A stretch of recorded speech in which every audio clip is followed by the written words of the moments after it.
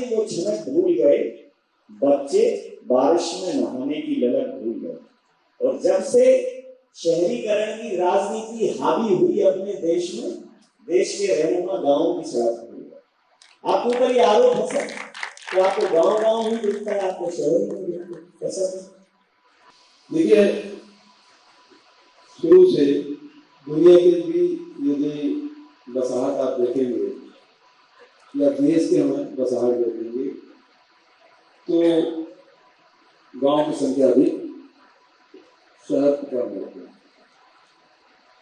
भारत में भी आप देखेंगे 7 लाख गांव हैं। शहरों अभी बता सकते हैं गांव तो मैंने बता दिया 7 लाख गांव, शहर बता सकते हैं? नहीं बता सकते। तो शहर है इस देश में, गांव हमारा उत्पादन का केंद्र रहा है और शहर है वो विपणन का केंद्र रहा है। हम शहर को तो पकड़ लिए, गांव भूल गए थे। गांव से लोग पलायन करते गए और सबसे ज्यादा पलायन किसका हुआ मालूम है? बौद्धिक संपदा। इस दौर में जो सबसे ज्यादा नुकसान हुआ गांव से वो बौद्धिक पलायन। इससे गांव की जो सामाजिक समरसता है, भाईचारा है, संस्कृति है, वो उससे बड़ा उससे नुकसान हुआ। उसका कारण ये है कि जो आर्थिक गतिविधियां हैं वो शहरों तक केंद्रित हो गया। हमने गांधी जी का रास्ता पकड़ा, ग्राम स्वराज। और ग्राम स्वराज जी को ये है कि गांव स्वावलंबी होना चाहिए। आजकल ये बोलते हैं कि आत्मनिर्भर, तो आत्मनिर्भर व्यक्ति होता है, स्वावलंबन है उस समूह की बात। और गांधी जी ने स्वावलंबन की बात की थी, तो समूह के माध्यम से स्वावलंबी बनते हैं। तो हमने गांव को स्वावलंबी बनाने की कोशिश की और उसके अंदर सब कुछ है गांव में।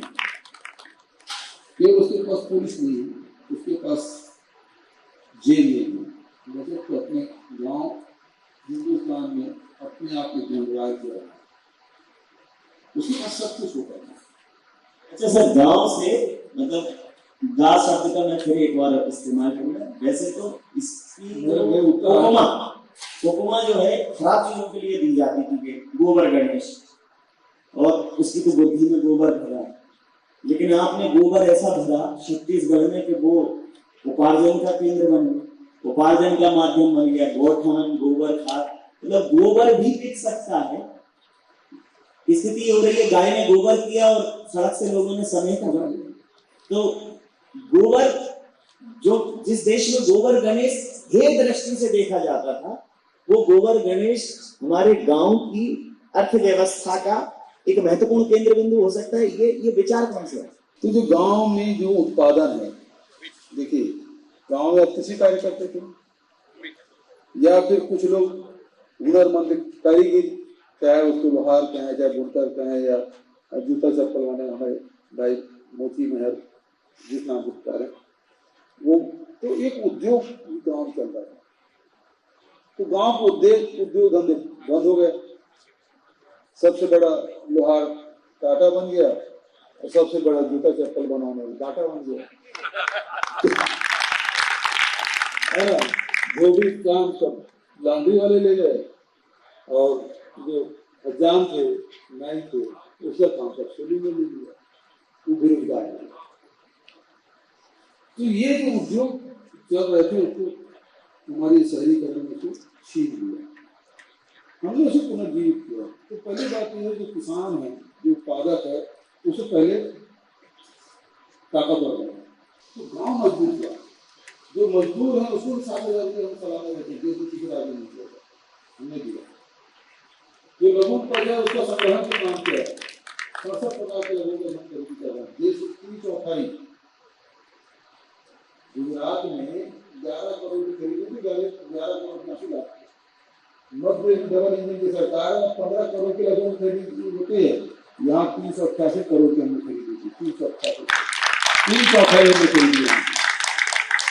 तो इस स्थिति क्या बनी कि चाहे वो धान की उत्पादक हो, चाहे वो गन्ना को हो, चाहे मक्का को हो, चाहे वो लघुन पर संग्रहण करता हो, चाहे मिलेट्स उत्पादन करता हो, सबके पास पैसा नहीं। कई बार क्या होता है कि कुछ चीजें दिखाने की नहीं होती। मैंने अभी चर्चा में भी कहा था कि आज जरूरत इसकी नहीं है मीडिया को कि क्या दिखाना चाहिए। पहले सोर्स लिमिटेड थे तो चीजें वेरीफाई होकर आती थी, अब सोर्स अनलिमिटेड है तो किसी ने कह दिया एटीएम तो दिखा दिया एटीएम, किसी ने कह दिया डबल इंजन की सरकार है तो दिखा दिया, तो अब रोकने की जरूरत है।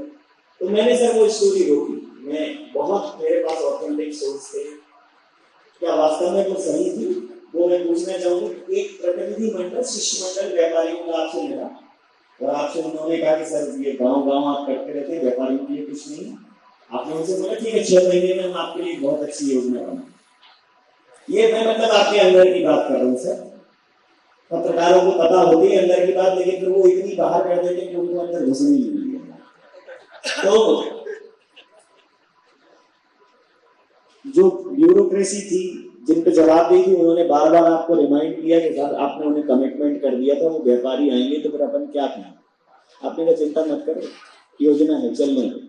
और जो आपने कहा क्रय शक्ति बढ़ी लोगों के, उसमें पॉकेट में पैसा गया, तो चाहे ट्रैक्टर की खरीदी हो, चाहे धान की खरीदी हो, कपड़ों की खरीदी हो, मार्केट इतना बूम पे रहा छत्तीसगढ़ का कि वो व्यापारी दोबारा सम्मान करने आए, लेकिन उन्होंने फिर आपसे पूछा नहीं कि हमारे लिए क्या योजना है, क्या है इसमें सत्य।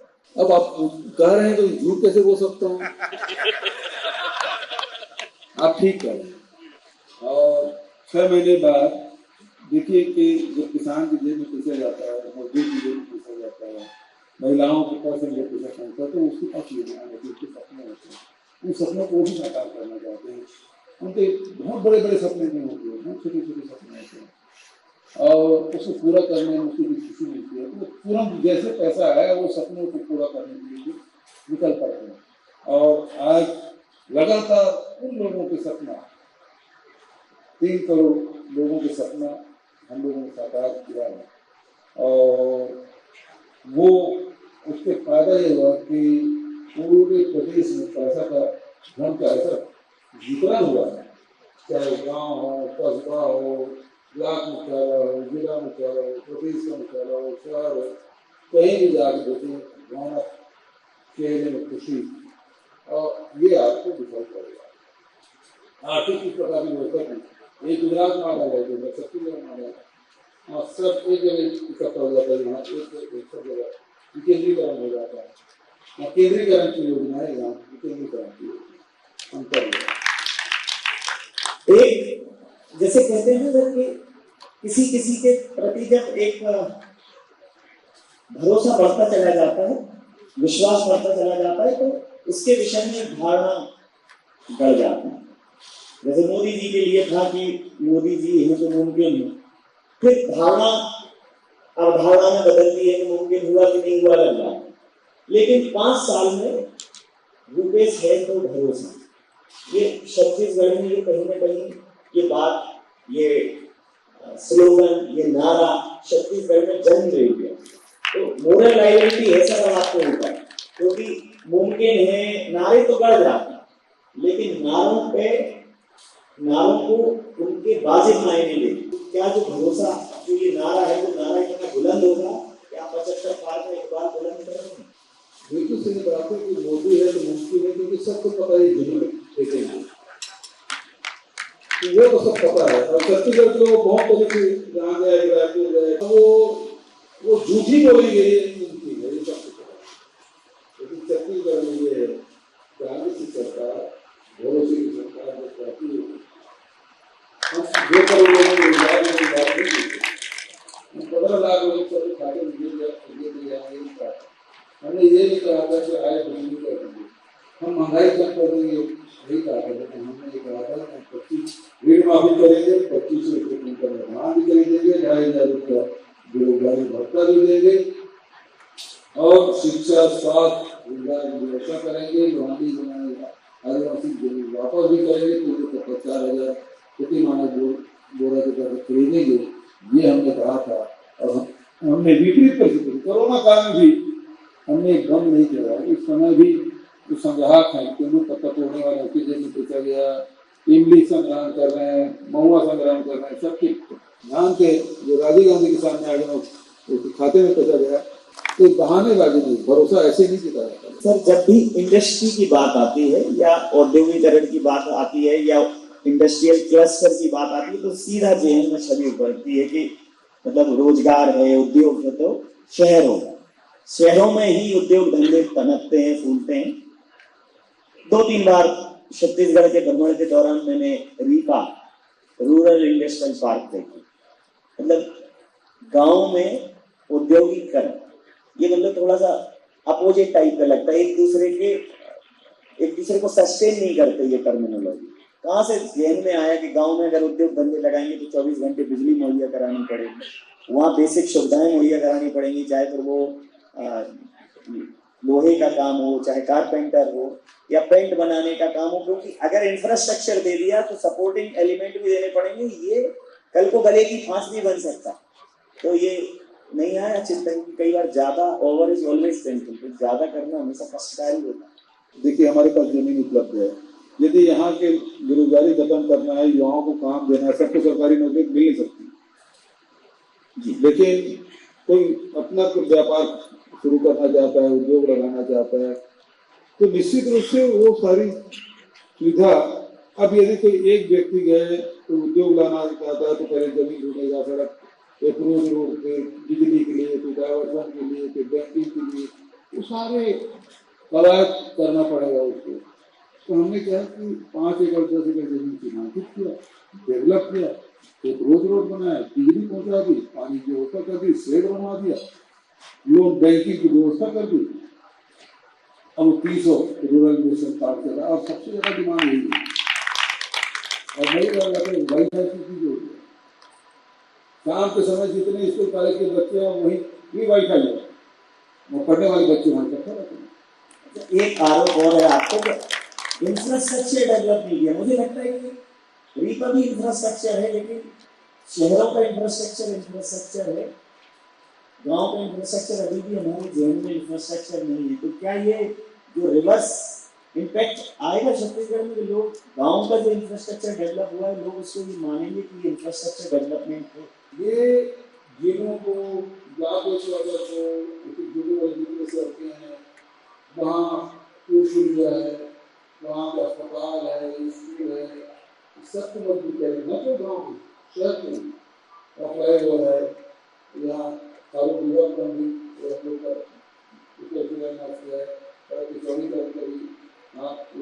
हाथ लिया। तो ऐसा नहीं कि केवल गाँव का किया, शहर में गाँव किसान अब भिलाई चल दीजिए, खेल इतने भी कोई सेक्टर ऐसा नहीं जहाँ डेवलपमेंट को ना, तो वहाँ खेल कूद के बहुत सारी चीज। इसी प्रकार से 8 अकादमी भी हमने खोल दिया, ऐसे अकादमी खोला या तो खेल कूद की भी स्टोर वगैरह बनाने के आगे खिलाड़ियों की वो भी हमने डेवलप किया। तो ऐसा नहीं है कि गांव में किया है, शहर में नहीं किया है, शहरों में भी खूब किया है। लोकतंत्र लोकलाज से चला, तो लोकलाज के हम जो बोल रहे हैं, राजा ने जो बोला, एक धोबी ने बोला कि तो राम जी ने माता सीता का प्रत्याग किया, लोकलाज ही थी। तो जब तक लोकलाज बची रहेगी, सामाजिक न्याय की अवधारणा मजबूत होती रहेगी। मैं कल ही एयरपोर्ट पे उतरा, मैंने एक पोस्टर देखा कि जो लोग एंटी सोशल हैं, असामाजिक हैं, जो महिलाओं के प्रति दुर्व्यवहार करते हैं, उनको सरकारी नौकरी नहीं मिलती। मतलब कुल मिलाकर अगर व्यक्ति को सरकारी मोहर नहीं है तो वो वैसे भी समाज में हे दृष्टि से देखा जाता है। जब तक समाज ऐसे लोगों का, जैसे पहले हमारे होता था समाज में, कोई उसको बाहर कर दिया जाता था समाज से, तो आपने एक सामाजिक व्यवस्था से, संवैधानिक व्यवस्था से उनको बाहर किया। कठोर दंड नहीं है, लेकिन वो लोक लाज के लिए बहुत जरूरी है। ये कहाँ से आया जेल में? नहीं तो कोई फांसी दे रहा है, बुलडोजर चला रहे हैं, जी, लेकिन वो पूरी जिंदगी भर उसके ऊपर रोज बुलडोजर चल रहे हैं। जब भी अखबार में नौकरी निकलेगी उसके ऊपर बुलडोजर चलेगा, जब भी उसके साथ काम करने वाला किसी जॉब में सेलेक्ट होगा उसके ऊपर बुलडोजर चलेगा। तो ये लोक लाज की अवधारणा ढूंढी, ये कहाँ से आया कि ऐसा करते हैं ताकि ये आइडेंटिफाइड रहे और लोगों को समाज में संदेश जाए, क्योंकि ये सिर्फ और सिर्फ कानून से रोकने वाला नहीं। बिल्कुल नहीं बात। देखिए यदि संविधान भी बना है तो लोगों के बीच से ही बना है ना।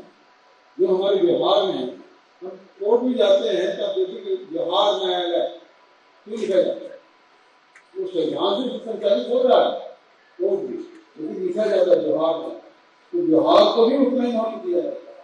जो समाज में जो हमारे जो व्यवहार है, जो संस्कार है, उसका अपने महत्व है। तो हर चीज को आप बुलडोजर से नियंत्रित नहीं कर सकते, सबको बंदूक से नियंत्रित नहीं कर सकते। उसके लिए विश्वास जितना पड़ता है, इसलिए भरोसा जितना पड़ता है, और उससे ये चलता है कि विश्वास से शासन चलता है, बंदूक से कोई नहीं करता है, तो विश्वास से चलना चाहिए। तो छत्तीसगढ़ के तो बहुत सारे इलाके प्रभावित हुए बंदूकों से, तो ये इकबाल जो है, इकबाल उन इलाकों तक पहुंचा, बिल्कुल पहुंचा। कहाँ से अभी चले जाइए, कितना चले जाइए, अभी चले जाइए, रात में चले जाइए, क्योंकि उनकी भरोसा जीता बस्ता से वहाँ के व्यापारी, वहाँ के किसान, वहाँ के आदिवासी, वहाँ से करने वाले लोग हैं, वहाँ के पत्रकार हैं, वहाँ के जवान है, सबको विश्वास नहीं, सबको नस्ली धन की जरूरत है, और उनको भर्ती नहीं होनी चाहिए,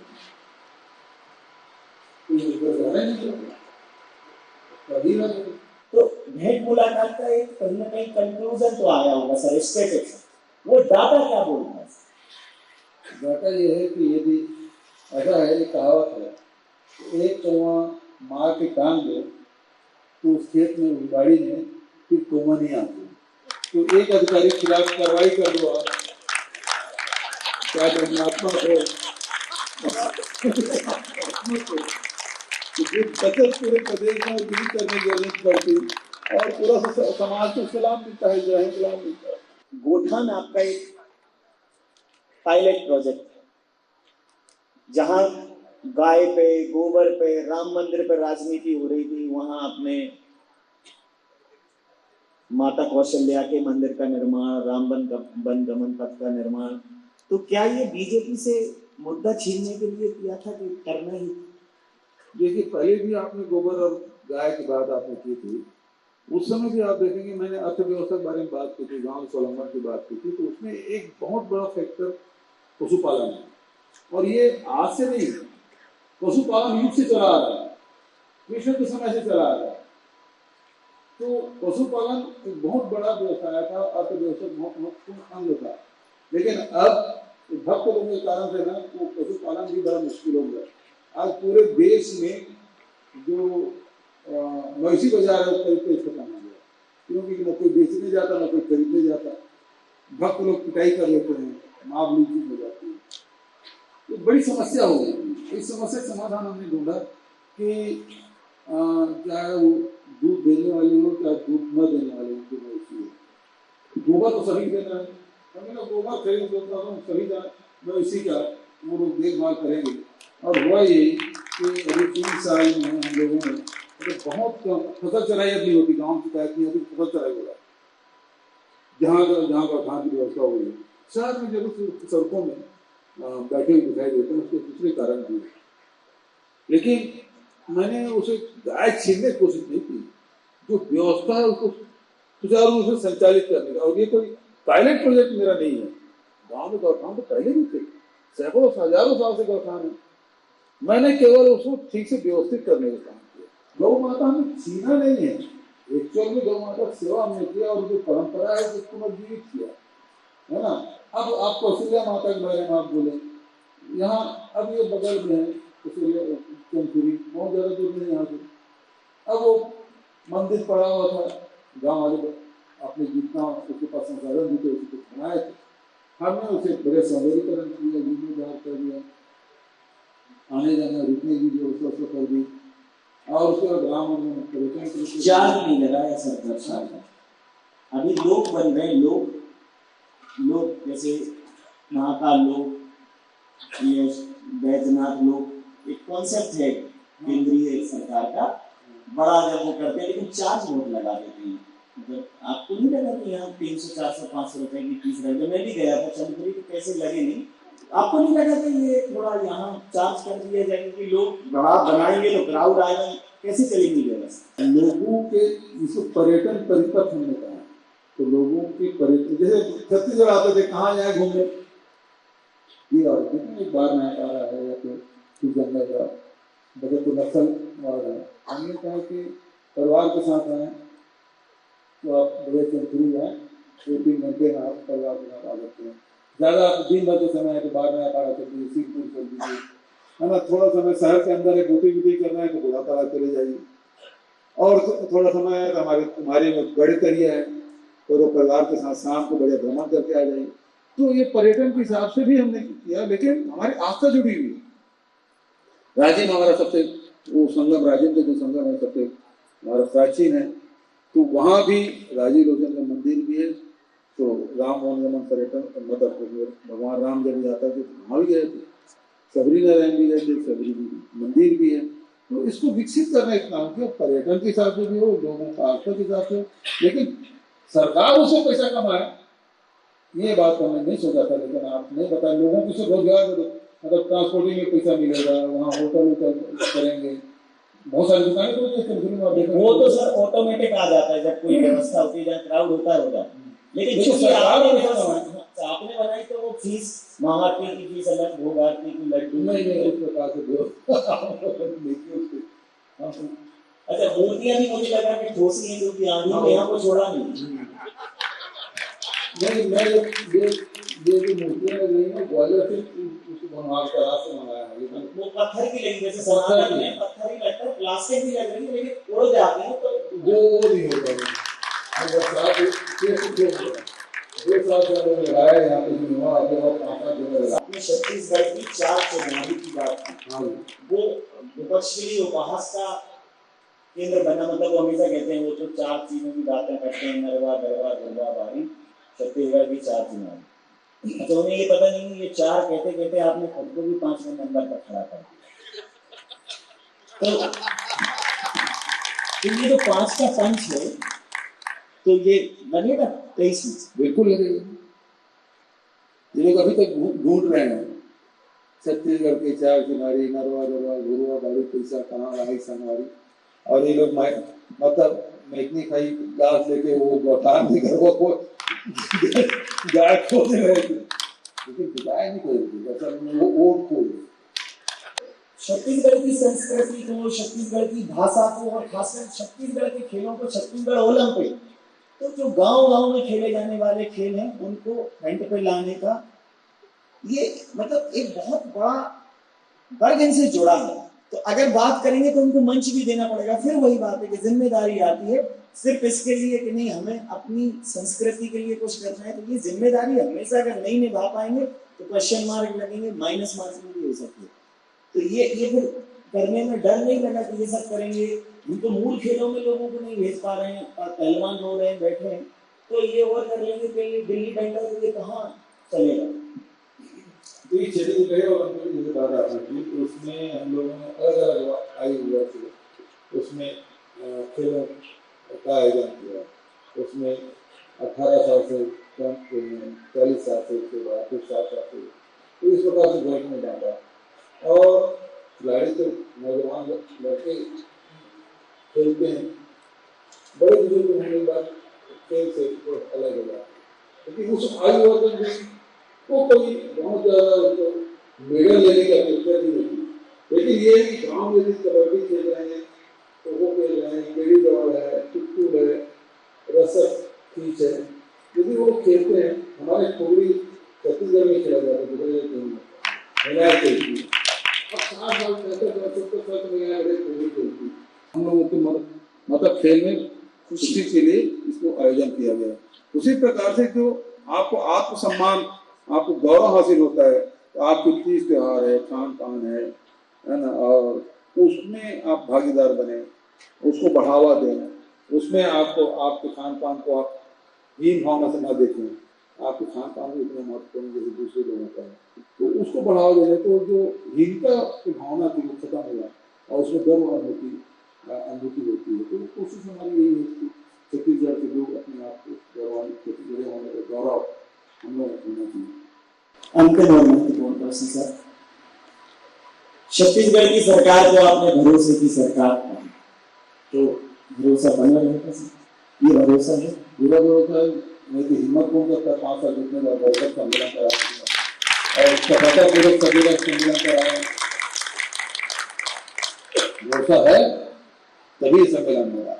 मैं इन पंक्तियों से ये चर्चा समाप्त करूंगा कि कार्यक्रम की बुनियादी दीवारें दामोदर भूपेश, सबको बांध के रखने वाला खास हुनर है भूपेश। 2.5 साल भी आदमी बध ही रहा, भीतर से खालिश जज्बाती और ऊपर से फेंकने का अलग अनूठा अनुभूजा सा एक तेवर है भूपेश। कभी बड़ा सा जेब खर्च है, कभी हथेली की सूजन। छत्तीसगढ़ का आधा साहस आधा डर है भूपेश, और इस छत्तीसगढ़ में उनके अथक परिश्रम की छाया है। अच्छे खासे ऊंचे पूरे कर्तावर है भूपेश। ये भरोसा बना रहे लोकतंत्र में, सरकारों में, जनता के प्रति और संवैधानिक व्यवस्थाओं के प्रति, वही समाज के लिए बेहतर है। आपका बहुत धन्यवाद सर, बहुत आभार हमें इतना समय देने। Thank you.